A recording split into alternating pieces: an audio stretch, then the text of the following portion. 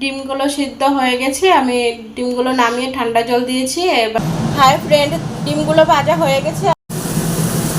দেখো ডিমটা কিন্তু আমি খুব কড়া করে ভাজিনি, কারণ ডিমটা খুব কড়া করে ভাজলে খেতে কিন্তু ভালো লাগে না। আর সেদ্ধর সময় যদি তুমি 5 থেকে 7 মিনিটের মতো সেদ্ধ করো তাহলে কিন্তু ডিমের একটা সফটনেস ভাবটা থেকে যায় আর খেতেও ভালো লাগে।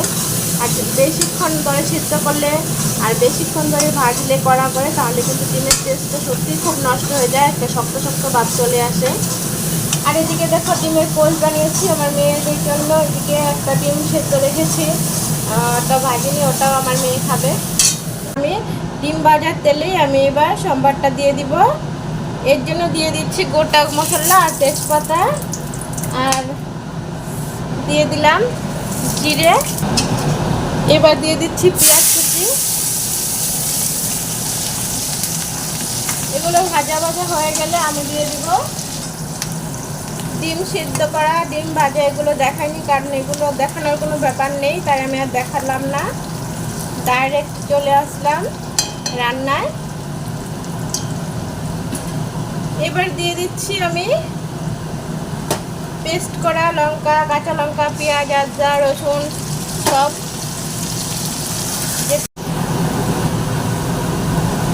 পেঁয়াজ রসুনের কাঁচা গন্ধটা চলে গেলে আমি বাকি মশলাগুলো দিয়ে দিব। সামান্য জল দিয়ে দিচ্ছি ভালো করে মশলাটা ভাজার জন্য। এবার দিয়ে দিচ্ছি শুকনো লঙ্কার গুঁড়ো, হলুদ গুঁড়ো, জিরে গুঁড়ো, দিয়ে দিব টমেটো পিউরি।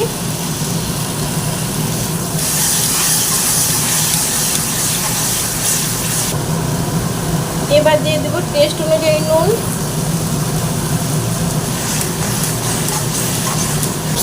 মশলাটা কষানো হয়ে গেছে, আর একটু জল দিয়ে দিচ্ছি, আর একটু ভালো করে কষাবো।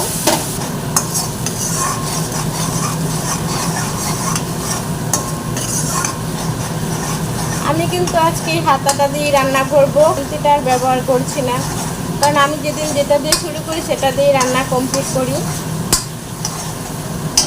মশলাটা কষানো হয়ে গেছে, মশলার গায়ে তেল ছেড়ে দিয়েছে দেখো। এবার আমি ঝোলটা দিয়ে দিব। ঝোলটা ফুটে গেছে, এবার আমি ডিমগুলো দিয়ে দিব।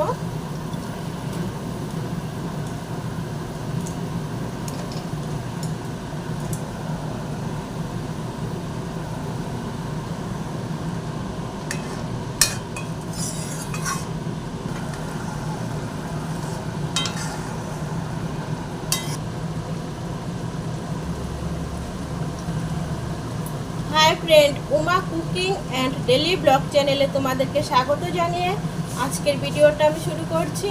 আমার এই রেসিপিগুলো যদি তোমাদের ভালো লাগে তাহলে একটা লাইক কমেন্ট শেয়ার করে দিও, আর চ্যানেলটাকে সাবস্ক্রাইব করে দিয়ে পাশে থাকা বেল আইকনটাও প্রেস করে দিও, যাতে করে পরবর্তী ভিডিওগুলো তোমাদের মোবাইলে পৌঁছে যায়।